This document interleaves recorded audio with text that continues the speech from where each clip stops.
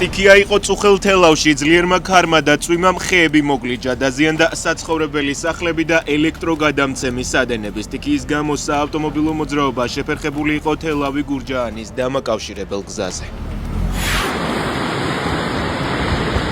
მეწყერის ჩამოწოლის შემდეგ სტეფანწმინდა ლარსის მონაკვეთზე სატრანსპორტო მოძრაობა აღდგა. ყაზბეგში მეწყერი გუშინ ჩამოწვა. ზემო ლარსზე რუსეთ-საქართველოს საზღვართან წუხელ განგაშის ხმა ისმოდა. შემთხვევის შედეგად არავინ დაშავებულა.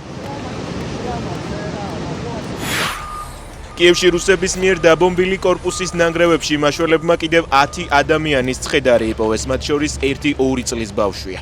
დაღუპულთა რაოდენობა 26-მდე გაიზარდა. ბოლო მონაცემებით ოკუპანტების იერიშის შედეგად 159 ადამიანი დაშავდა. კიევში დღეს გლოვის დღეა გამოცხადებული.